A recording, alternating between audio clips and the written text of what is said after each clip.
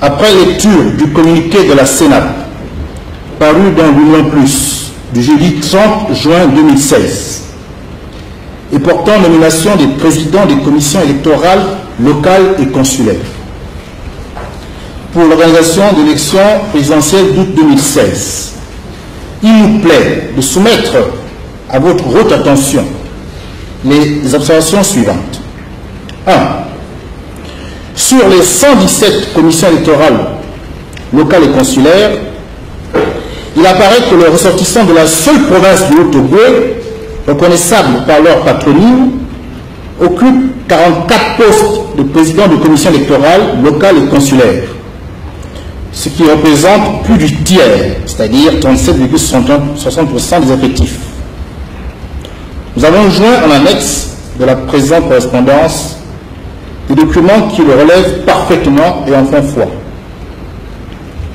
En comparaison avec les autres Gabonais, notamment ceux appartenant à l'ETUIFAN, présents dans 5 provinces sur les 9 que compte notre pays, et dont le poids démographique correspond environ à 30% de la population nationale, il apparaît dans le communiqué officiel submentionné que seuls 18, soit 15,38% présidents de cette ethnie, ont été nommés au poste de président de commission électorale locale et consulaire. Troisième observation, cette analyse comparative peut se poursuivre sur l'ensemble des ethnies de notre pays. Elle mettra clairement en exergue le fait que les présidents sortants du Haut-Ogooué sont les plus nombreux dans les commissions précitées. Il vous est loisible de comprendre, Madame le Président de la Cour constitutionnelle, qu'un rééquilibrage est nécessaire afin de garantir une équité dans la distribution des postes et une sérénité indispensable dans le travail ardu des présidents de commission. Ceci pour éviter d'augmenter les tensions sociopolitiques déjà très palpables dans cette atmosphère peu électorale qui augure d'une présidentielle à haut risque si l'actuelle répartition est maintenue.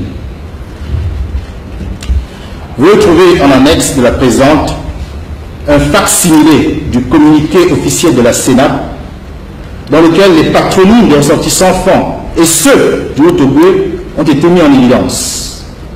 De même qu'un tableau faisant ressortir quelques statistiques en rapport avec la réclamation citée en objet.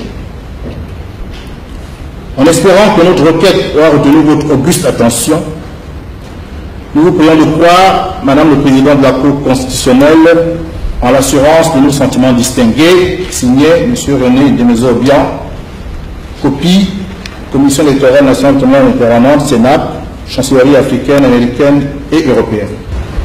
Dans votre déclaration de tout à l'heure, vous avez dit oui, on l'a fait certainement très vite. Très vite. J'ai posé une question tout à l'heure. Comment avez-vous procédé pour déterminer ces ressortissants de votre coin? Vous avez dit, c'est par leur patronyme. Par leur patronyme. Je m'en veux vous dire que le tout premier que vous avez même compté, qui est président de la commission provinciale électorale de l'Estuaire, qui s'appelle Ikapi Michel, n'est pas de Haut-Ogooué. Vous verrez son mémoire en défense. Le greffier vous l'a communiqué. Je peux vous en citer encore bien d'autres, puisque vous allez retrouver même leurs actes de naissance dans les réponses qu'ils vous adressent. Vous avez même notifié votre lettre aux ambassades, à la Commission électorale nationale autonome de Permanente. Et vous avez notifié tout cela aux différentes chancelleries africaines, américaines et européennes. Un document où vous avez ciblé les gens sur la base de leur patronyme Haut-Ogooué, comme vous l'avez si bien dit vous-même et écrit. Là-dedans, on peut vous citer plusieurs. D'ailleurs, vous avez les réponses de certains qui ont même joué leurs actes de naissance. Alors, ce document étant publié partout, communiqué aux ambassades, lorsque vous allez vous rendre compte que certains de tous ceux-là que vous avez cités ici n'appartiennent pas à cette grande ethnie de ressortissants de votre pays, comment vous allez procéder pour corriger tout ça auprès des différentes missions diplomatiques que vous avez saisies? Nous allons étudier au niveau de notre parti quelle est la démarche à entreprendre pour présenter des excuses à ces compatriotes pour les avoir faussement considérés comme ressortissants d'une province alors qu'ils sont ressortissants d'une autre.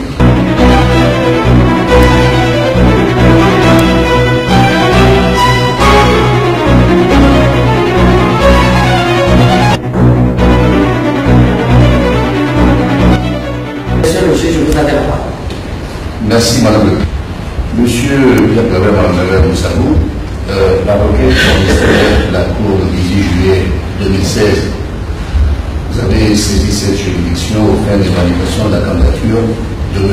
Ali Bongo Kondiba à l'élection présidentielle du 27 août 2016. Pour l'article 14 alinéa 1, qui dispose, je cite, le président de la République est assisté de vice-présidents. Ce qui constitue selon vous un large ou une violation de la Constitution qui devrait entre autres l'évaluation de la candidature. Vous rappelez à cet égard, citant une jurisprudence de la Cour constitutionnelle, que vous-même, candidat à l'élection présidentielle de 1993, avez connu une requête qui avait été rejetée par la Cour constitutionnelle au motif que vous aviez pris part à la création du Conseil de la République, ignorant de ce fait des institutions de la République dans la Cour constitutionnelle que vous avez pourtant saisi pour demander l'annulation de la dite élection. Et vous concluez qu'au regard de cette jurisprudence, la Cour constitutionnelle devra rejeter la candidature de M. Arikou, désiré de se succéder à lui-même à la tête de l'État. Et pour le fois, vous avez versé au dossier la photocopie d'un extrait de la Constitution, notamment les dispositions de l'article 12, 14A et 83. Alors, la première question que je voudrais vous poser, c'est savoir si vous maintenez les termes du résumé de votre enquête qui vient d'être faite et si vous avez des observations à faire. Nous nous retrouvons ici devant une situation où la clé de voûte des institutions, le président de la République, qui prête serment devant la Cour constitutionnelle, gardienne de ce serment, que celui-là vienne à ignorer ce serment et à ne pas appliquer une disposition pourtant claire qui stipule que le président de la République est assisté par un vice-président de la République. Pourquoi nous sommes tous là en plénière? Vous allez être auditionnés en plénière, c'est parce que, je l'ai dit déjà, les délais sont très courts et cette formule est prévue aussi par la loi organique. C'est le magistrat rapporteur qui va vous poser des questions, mais nous tous, les autres juges, cela nous permet d'avoir aussi les éclairages en même temps que le magistrat rapporteur. Mais le magistrat rapporteur fera son rapport. Et comme nous ne sommes pas dans le cadre du contentieux électoral, à proprement parler, il n'y aura pas d'audience publique. Quand le magistrat rapporteur va rédiger son rapport, ce rapport sera soumis aux juges qui sont ici.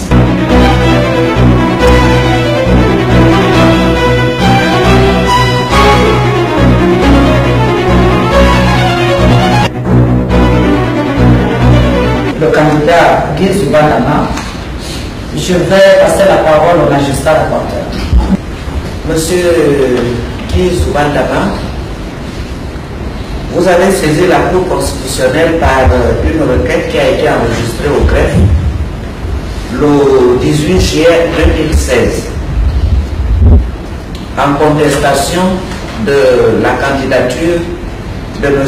Ali Bongo Ondimba au motif que l'acte de naissance que ce dernier a produit dans son dossier de candidature est irrégulier. Vous avez, par rapport à la forme, affirmé que votre recours est recevable. Recevable pour deux raisons. La première est que c'est en tant que candidat que vous avez saisi la Cour constitutionnelle.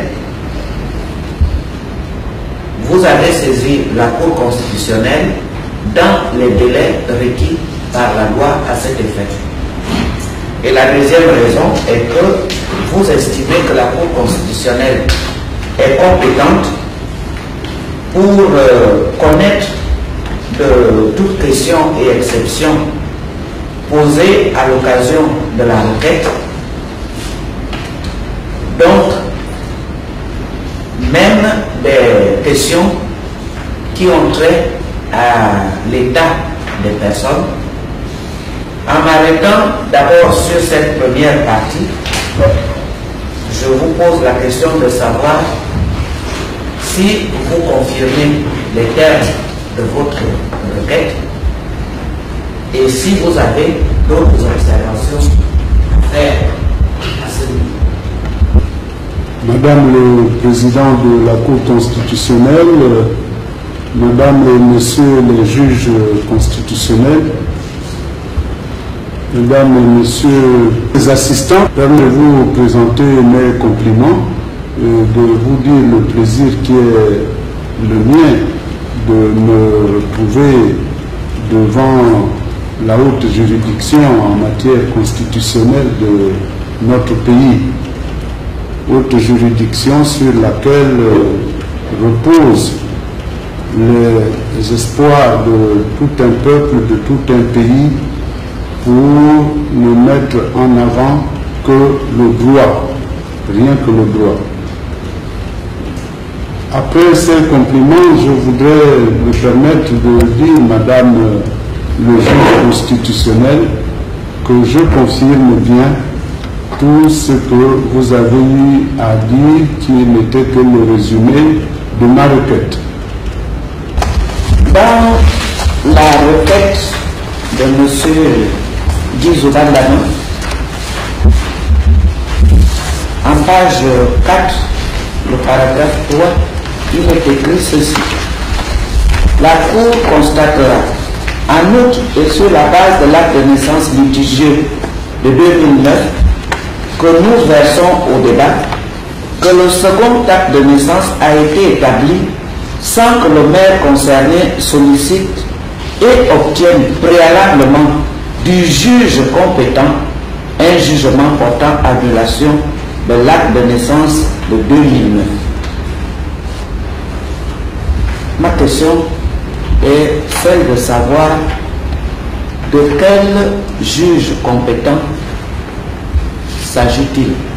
Quel est le juge compétent dans ce domaine-là d'annulation de l'acte de naissance de 2009?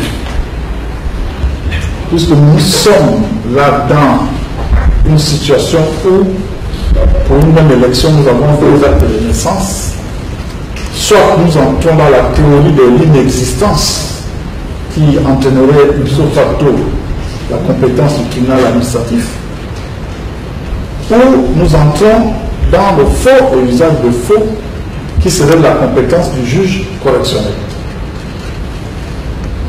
Alors, le choix de mon client est simple.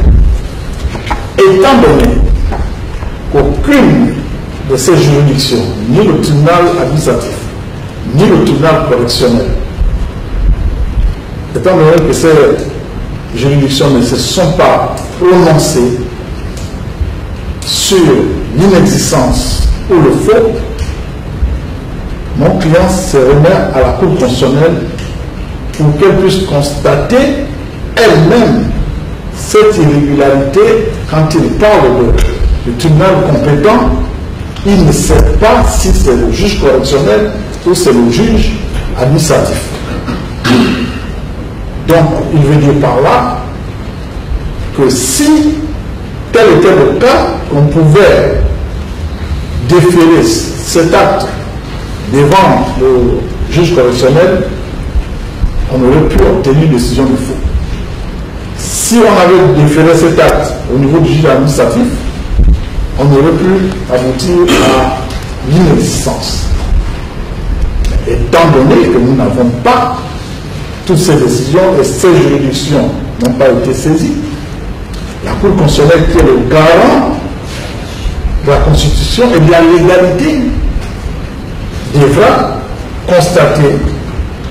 Nous voulons que nous soyons précis les uns et les autres. Je vous ai donné lecture d'un morceau choisi, si je puis m'exprimer ainsi. Vous êtes des techniciens en la matière. Donc, quelle est la juridiction qui devait d'abord prononcer l'annulation de l'acte de naissance de 2009 et ordonner l'établissement d'un autre acte de naissance? Je constate que vous voulez nous amener à vous édifier sur la juridiction compétente, chargée, disons, d'annuler le premier acte de naissance. Il va sans dire, madame, que en la matière, on ne peut saisir qu'un tribunal de droit commun. Disons le tribunal judiciaire. Voilà. Ainsi, et contrairement aux déclarations de son président sur Radio France Internationale et qui n'engage nullement l'institution, la Cour constitutionnelle est parfaitement habilitée à statuer sur les questions relatives à l'état des personnes et plus exactement à leur état civil et nationalité à l'occasion d'une affaire dont elle est saisie. Ce que vous avez suivi, le propos de Madame le Président sur RFI. Je voudrais justement en savoir un peu plus. Qu'est-ce que vous avez suivi sur RFI et qu'est-ce que Madame le Président a dit? Madame le Président, avec votre permission, oui. Mesdames, Messieurs de la Cour, mon client n'est pas un praticien du droit. Vous savez, ce n'est pas la même chose lorsqu'on parle et qu'on écrit.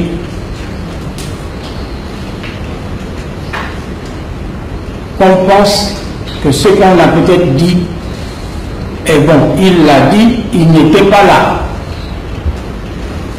Il n'était pas là lorsque il a, disons, lorsque Madame le Président de la Cour constitutionnelle a parlé à la radio. Avec votre permission, Madame la Présidente, moi je ne vous ai pas suivi.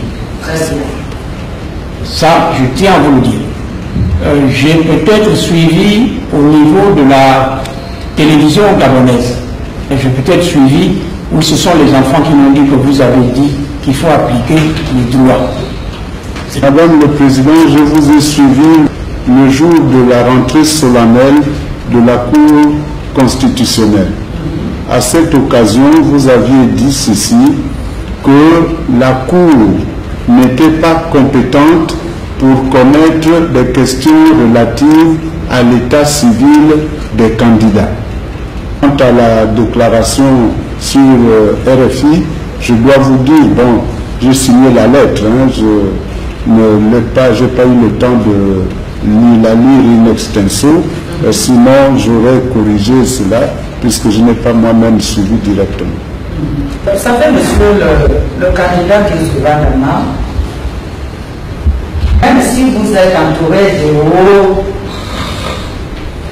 hauts juristes, à chaque fois, regardez votre dossier d'abord, qui est préparé, vous devez regarder ça d'abord vous-même.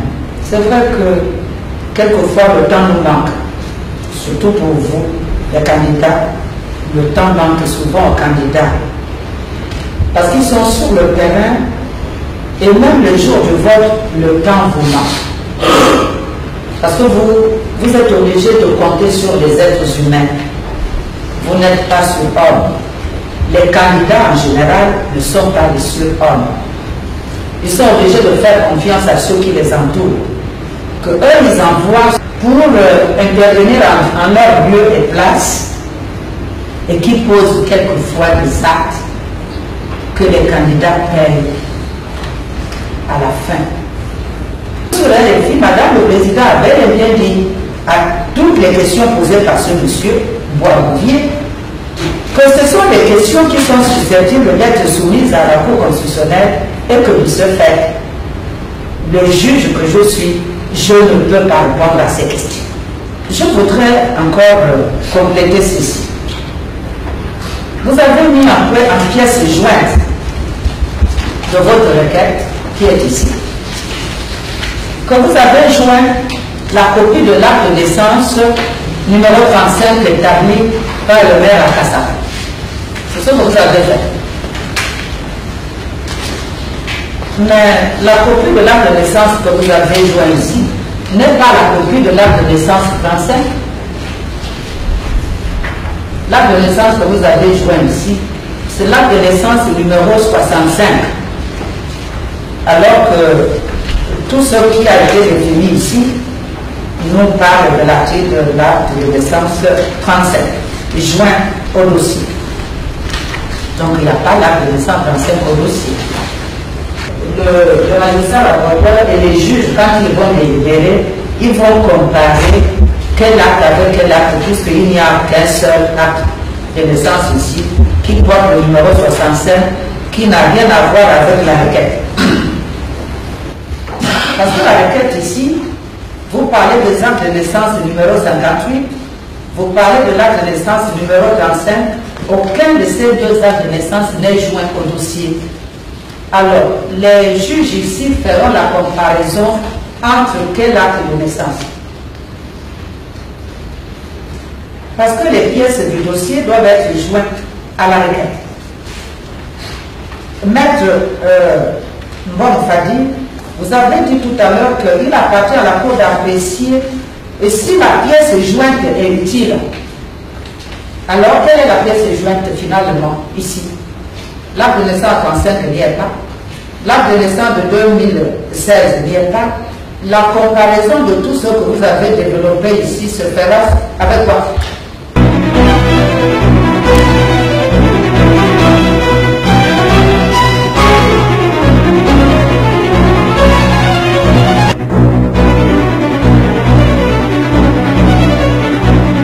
La requête que vous avez, M. Jean-Pierre, introduit auprès de la Cour constitutionnelle, enregistrée sous le numéro 036/GCC, en date du 18 juillet 2016. Conformément à la loi, une fois votre requête enregistrée auprès de la Cour, celle-ci, avec les pièces annexées, a été notifiée à la partie défenderesse. Et aussitôt, un rapporteur a été désigné parmi les juges constitutionnels. Ceci étant rappelé, je passe la parole au magistrat rapporteur. Monsieur Jean-Ping, vous avez saisi la Cour constitutionnelle par requête enregistrée au greffe de la Cour le 18 juillet 2016 en vue d'obtenir l'invalidation de la candidature de M. Ali Bongo Ondimba. À cet effet, vous invoquez trois moyens. Premièrement, selon vous, M. Ali Bongo Ondimba a produit dans son dossier de candidature un acte de naissance dont la validité est contestée. Deuxièmement, vous affirmez que la nationalité et l'état civil de M. Ali Bongo Ondimba font l'objet de contestation devant les juridictions compétentes. Troisièmement, vous sollicitez le rejet de la candidature de M. Ali Bongo Ondimba en vous fondant sur les dispositions de l'article 11 de la loi spéciale sur l'élection du président de la République et celle de l'article 45 du Code de la nationalité. Confirmez-vous, M. Jean-Ping, les termes de votre requête et avez-vous des observations à y faire? Je le confirme. Quel fondement juridique propose votre recours? Madame la Présidente, Monsieur le juge rapporteur, la requête que nous avons introduite pour le compte de M. Jean-Ping en contestation et en validation de la candidature de M. Ali Bongo, candidat à l'élection présidentielle du 27 août 2016, est fondée sur les dispositions de l'article 66 de la loi 796 du 12 mars 1996, modifiée, portant dispositions communes à toutes les élections politiques. Cette disposition, je ne sais pas s'il est nécessaire de la lire, je suppose qu'on la connaît, mais enfin, je vais quand même me prêter à cet exercice. L'article 66 nouveau dit ceci: tout électeur concerné qui s'estime lésé ou qui a connaissance des faits ou actes de nature à constituer un cas d'inéligibilité ou d'incompatibilité peut contester une ou plusieurs candidatures devant la commission électorale compétente avant qu'elle ne soit rendue publique dans les conditions fixées par la loi. La commission électorale nationale autonome et permanente procède à l'examen des déclarations de candidature enregistrées sur toute l'étendue du territoire national, arrête et rend public 30 jours avant la date du scrutin la liste des candidats retenus pour l'élection. Une fois rendues publiques, les candidatures ne peuvent faire l'objet d'un recours que de la part d'un candidat devant la Cour constitutionnelle saisie dans les 72 heures de cette publication. La Cour constitutionnelle statue dans les 5 jours de sa saisine. Cette disposition qui nous a effectivement permis d'introduire devant la haute juridiction constitutionnelle ce recours. Vos contradicteurs, ils vont en brèche toutes vos prétentions, donc il les conteste. Est-ce que vous pouvez, parce que là tout à l'heure vous n'avez rien dit par exemple en ce qui concerne, il a soulevé l'irrecevabilité fondée sur l'article 72 de la loi organique sur la Cour constitutionnelle. La partie adverse, tout en nous reprochant de l'avoir pas fait, de n'avoir versé aucune des pièces au soutien de nos allégations, précise que nous aurions dû présenter un jugement définitif. Jugement définitif de quoi? Jugement définitif des procédures qui ont été tout à l'heure, dont il a été fait allusion devant vous, des procédures pendantes devant les juridictions judiciaires en contestation de l'état civil de M. Ali. Il vous a été tout à l'heure indiqué que la Cour d'appel de Libreville avait été saisie, également le tribunal correctionnel de Libreville, pour connaître de cette procédure. Alors, on se demande à ce stade quel jugement peut-on avoir, quel jugement définitif. Les candidatures ont été examinées récemment par la Sénat, qui l'a rendu public les candidats retenus samedi, je crois, très tard dans la nuit.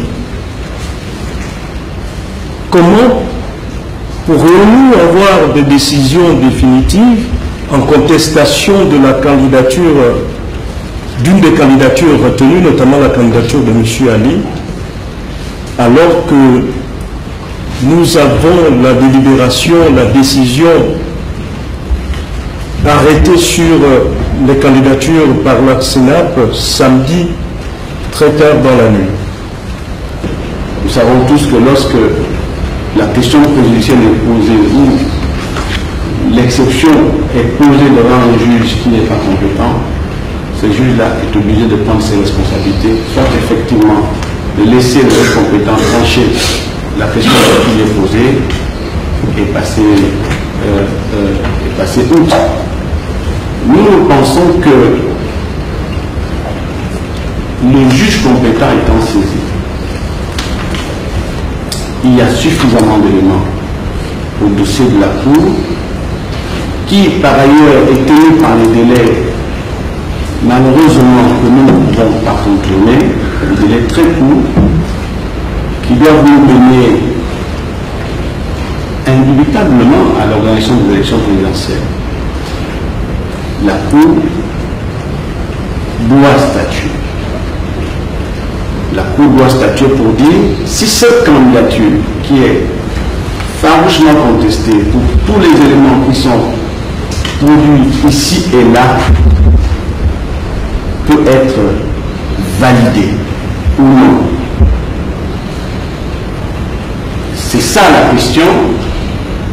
la question difficile qui est posée à la Cour constitutionnelle.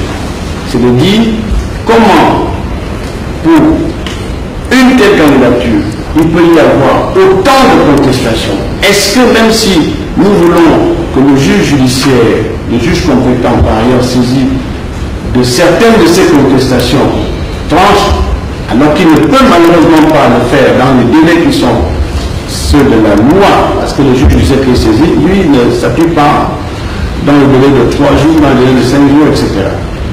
Je pense même savoir que les premières affaires, pour certaines, ont été fixées, j'ai envie de dire, même au-delà des délais qui sont ceux-là impartis à la Cour constitutionnelle pour statuer. Ça veut dire que, mais dans ce temps qui nous reste, très court pour la Cour, est-ce que la Cour peut dire je ne statue pas? Non, la Cour est obligée de statuer. C'est le sens des dispositions de l'article 85, je crois, sur la loi organique sur la Constitution, que la partie adverse a soulevé également pour nous faire la démonstration que, et pour nous rejoindre, que la Cour ne peut pas sursoir. Mais là, nous, dans la rue, on se demande pourquoi elle a déjà introduit cet article. On ne sait pas. On se pose des questions. Alors, en termes de cet article 10, qui est clair, le candidat a des problèmes. Dans la rue, nous nous disons où est-ce qu'il est né, par qui, il est né où. Il nous dit qu'il est né à Brazzaville. Est-ce que nous avons des preuves qu'il est né à Brazzaville? Pour l'homme de la rue que je suis, est-ce qu'il est né à Brazzaville? Et nous nous disons, pour que le maire de Libreville, qui a fourni l'acte de naissance, il s'est basé sur quel document? Avait-il un document authentifiant qu'il est né à Brazzaville? Ce sont des questions qu'on se pose. Le greffe a reçu les mémoires en défense de la partie de Famberes. Ces mémoires de défense ont été communiquées au référent qui ont répondu à vos mémoires, à vos différentes mémoires. Je pense que le greffe vous a déjà communiqué les réponses des référents. Nous nous situons ici dans le cadre de l'instruction. Le magistrat rapporteur, les différents magistrats rapporteurs, s'agissant du dossier Jean Ping, c'est le juge Jacques Lebama, assisté de 2 assistants, donc 2 magistrats rapporteurs adjoints. Dans le dossier puis à travers Madame Sarko, le rapporteur, c'est le juge Quentin Christian, ainsi que les autres rapporteurs adjoints. Et dans le dossier Guise ou Dama, le rapporteur, c'est le juge Anguet, assisté de 2 magistrats rapporteurs adjoints. Je vais passer la parole au juge le plus âgé des rapporteurs pour vous poser quelques questions, pour recueillir de vous des éclairages supplémentaires. Madame, vous avez la parole. On va juste recueillir de vous les observations que ces réponses vous inspirent. Madame le Président, moi je pense que nous avons été suffisamment exhaustifs. Nous estimons que pour ce qui concerne l'irrecevabilité fondée sur l'article 72, nous estimons que la loi est claire. L'article 72 parle des pièces utiles au soutien du moyen. L'article 72 dit bien que la personne doit produire des pièces utiles au soutien du moyen. Des pièces qui ont une relation avec les moyens. Des pièces qui sont connexes avec le moyen. Or, il ressort effectivement de la plupart des pièces qui ont été produites que ces pièces n'ont aucun rapport avec les moyens qui sont sur le mur. Il y a par exemple une correspondance portant communication de la Sénat.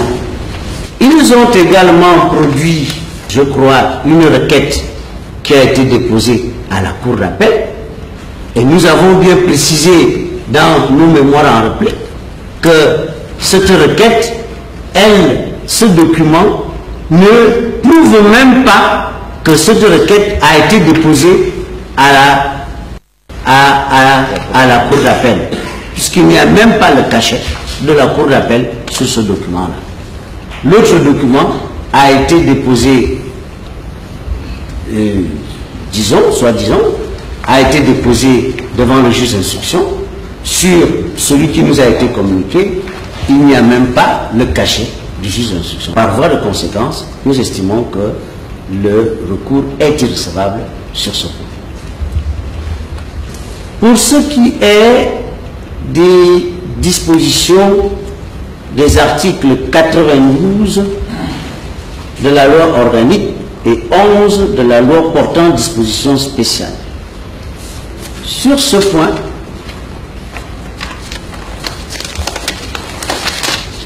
de l'article 11 de la loi portant dispositions spéciales à l'élection du président de la République, il est indiqué que toute personne dont la candidature a été rejetée est habilitée à contester la décision devant la Cour constitutionnelle dans les conditions prévues à l'article 94 de la loi organique qui devient l'article 92 aujourd'hui.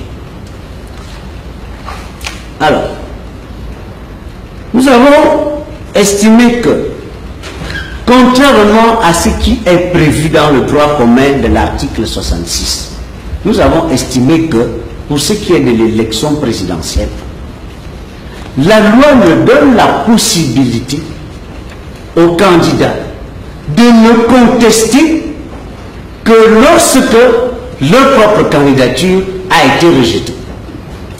La loi spéciale ne donne pas la possibilité aux candidats de contester les candidatures de leurs concurrents. Alors, dans notre mémoire, nous avons estimé que on s'est posé la question pourquoi le législateur a raisonné ainsi. Pourquoi le législateur a raisonné ainsi? Le législateur a élargi le champ d'action en disant, pour ce qui est des candidats qui ont été recalés, dont la candidature a été recalée, on lui donne la possibilité de se défendre devant la Cour pour défendre sa candidature. Il vaut mieux que lorsque la candidature est acceptée, la contestation ne porte que sur les candidatures qui sont refusées. La loi spéciale s'impose sur la loi générale. Or, en l'espèce, vous avez d'un côté les dispositions communes et de l'autre côté, il y a dispositions spéciales à l'élection présidentielle. Entre la disposition générale et la disposition spéciale, on nous apprend dès la première année de droit que c'est la disposition spéciale qui l'emporte parce qu'elle a l'avantage d'avoir la spécificité. Elle a l'avantage d'être plus complète et elle a l'avantage de ne régir que des cas spécifiques. On nous a dit de l'autre côté qu'il y a les dispositions de l'article 10 qui disent que malgré tout, l'article 10 ou l'article 11 de la loi spéciale, qui disent que lorsque une situation n'est pas prévue par une loi spéciale, on recourt à la loi générale. Or, en l'espèce, la loi spéciale a bien prévu le cas.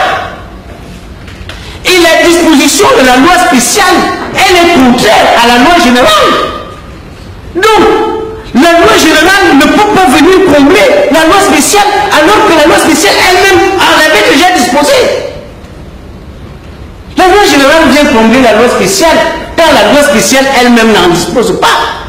Mais lorsque le cas est déjà prévu par la loi générale et que les dispositions de la loi générale sont contraires, et les dispositions de la loi spéciale sont contraires à la loi générale, bien évidemment, on applique la loi spéciale.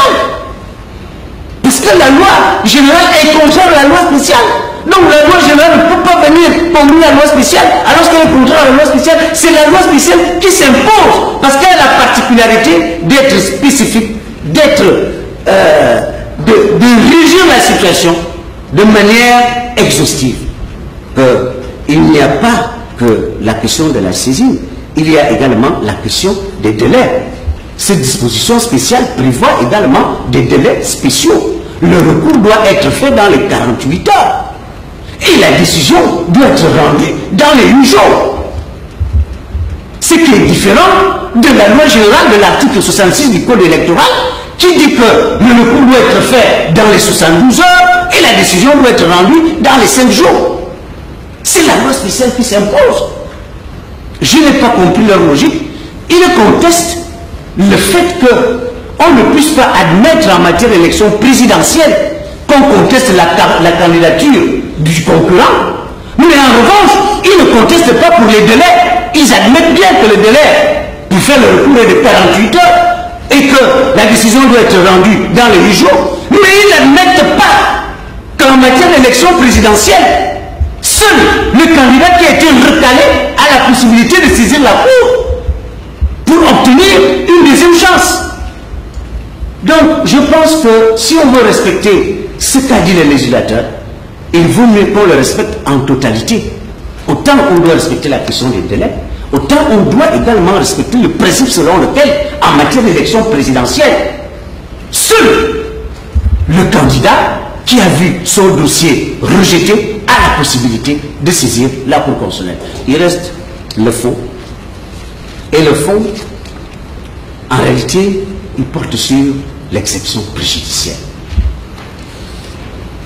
C'est vrai que les motifs sont présentés pêle-mêle, mais l'objectif à atteindre, c'est obtenir l'exception préjudicielle. Parce que jusqu'aujourd'hui, pas plus tard qu'hier ou avant-hier, il y a d'autres procédures qui sont déposées à la Cour d'appel de Libreville contre le certificat de nationalité. Pourquoi? Parce que dans leur esprit, ils entendent s'appuyer sur ces procédures-là pour soulever devant la Cour constitutionnelle une exception préjudicielle. Une exception préjudicielle qui va amener la Cour constitutionnelle à surseoir à statuer. Ça c'est grave. On va demander à la Cour constitutionnelle de surseoir à statuer. Ça veut dire que la Cour constitutionnelle va attendre le cours normal de l'évolution de la procédure devant le juge de droit commun. Elle va attendre 4-5 mois et l'élection l'élection présidentielle, qu'est-ce que ça va devenir? Le cours de l'élection présidentielle va s'arrêter parce que la Cour constitutionnelle doit attendre qu'une juridiction inférieure rende une décision. Nous, on leur a dit dans nos écritures qu'il n'y a pas d'exception préjudicielle devant la Cour constitutionnelle parce que la Cour constitutionnelle ne peut pas se soir à statuer. La Cour constitutionnelle doit statuer sur toutes les questions qui lui sont présentées. Sauf que la Cour constitutionnelle ne peut pas évoquer. La Cour constitutionnelle ne peut pas évoquer à la place des juridictions de droit commun. Mais ils ne peuvent pas arrêter le cours d'examen puisqu'ils sont liés par les délais.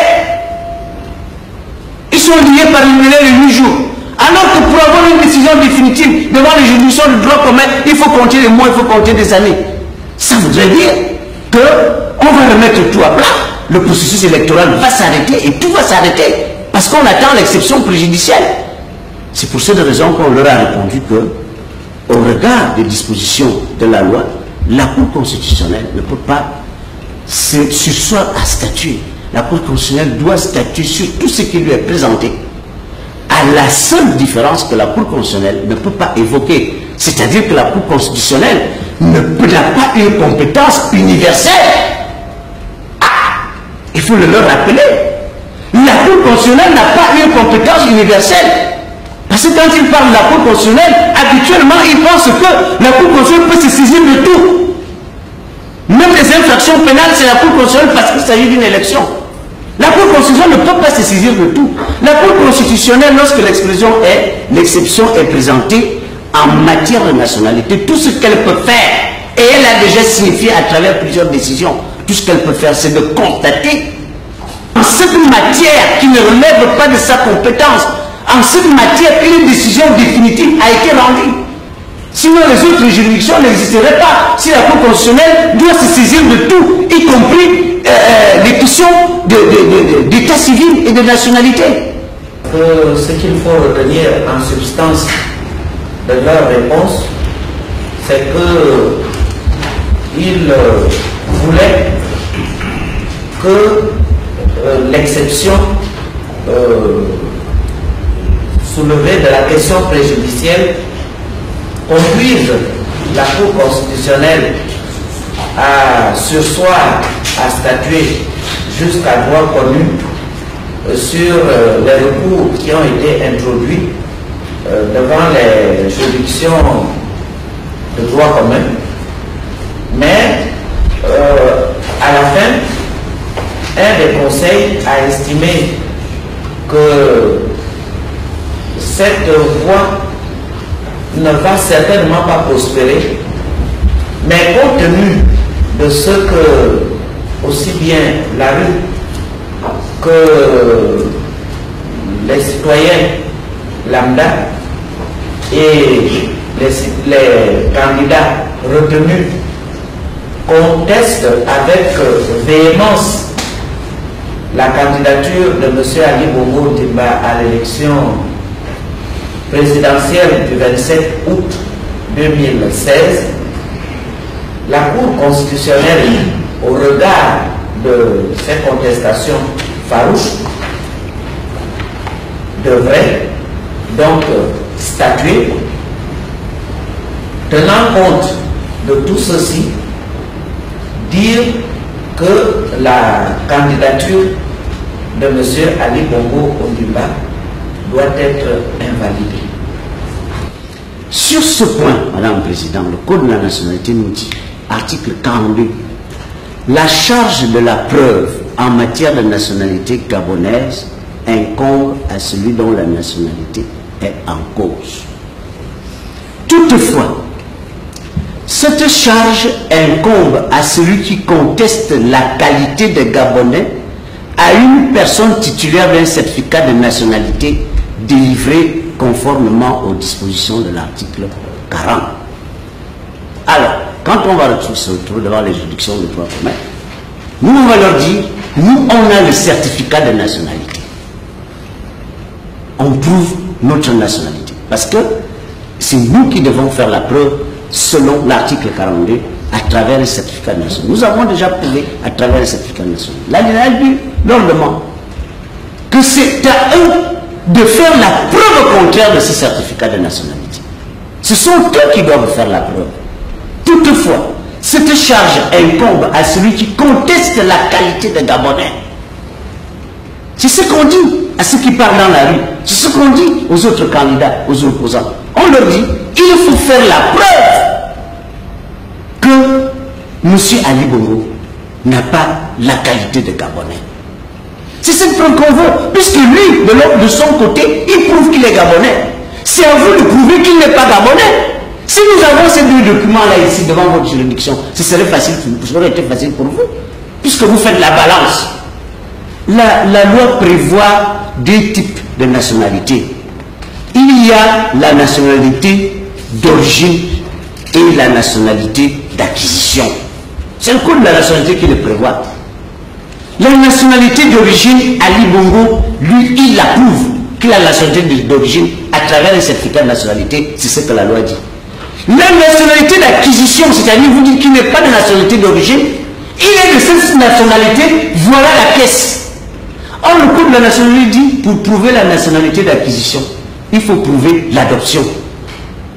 Puisque tous disent qu'il a été adopté, qu'il est revenu du Nigeria. Mais nous, on pensait qu'en arrivant ici, ils vont nous produire le jugement définitif d'adoption. C'est ce qu'on attendait. On nous amène encore les coupures de presse qui sortent tous les jours des actes de naissance d'Ali Bongo, du côté d'Ali Bongo. De leur côté, aucun papier jusqu'à aujourd'hui. Aucun. Ils n'ont aucun papier. Et la loi est simple, elle dit que pour acquérir la nationalité, il faut le faire par l'effet du mariage, il faut le faire par l'adoption, il faut le faire par la réintégration, il faut le faire par la naturalisation.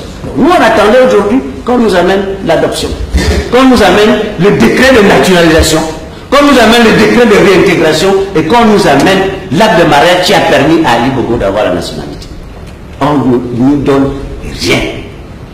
Donc, la rue, mais la rue aussi dit que, nous aussi on vous le dit déjà, la rue aussi dit que Ali Bongo est de nationalité gabonaise, que tout le monde a vu Ali Bongo naître dans ce pays et il a toujours vécu avec nous. La rue dit même que si vous les magistrats, vous ne reconnaissez pas la nationalité d'Ali Bongo, il va aller où? Est-ce qu'Ali Bongo a déjà vécu ailleurs? Il va être quoi? Une apatride. Si vous les juridictions, vous ne reconnaissez pas sa nationalité, vous allez l'envoyer où? Parce que nous on sait qu'il vit avec nous ici depuis qu'il est né et tous les Gabonais le connaissent. Vous allez l'envoyer, ça va être un apatride. Vous allez l'envoyer dans quel pays? Si au moins vous êtes venu avec un jugement d'adoption du Nigeria, vous dites voilà le Nigeria, il est revenu, voilà son acte de naissance du Nigeria. On allait dire bon, on va quand même examiner. Si on avait un décret que non, il avait la nationalité ivoirienne ou nigérienne, on allait examiner. S'il y avait un autre élément, mais jusqu'à présent, aucun élément. Rien. Vous allez en procès avec quelqu'un, vous n'avez aucune pièce. Aucune. Or, le principe de base du procès, c'est la preuve. Le droit procédural, le droit judiciaire, c'est le droit de la preuve. Vous pouvez tout abandonner, vous venez devant les judiciaires, vous posez seulement la preuve ici et vous sortez sans faire de commentaires, vous avez gagné le procès. C'est le procès de la preuve. Les requêtes examinées, les motifs exposés, les parties demanderesses et défenderesses n'attendent plus que le verdict de la Cour constitutionnelle et notifié aux différentes parties, et cela conformément aux textes législatifs et réglementaires selon les délais requis par les dispositions en vigueur.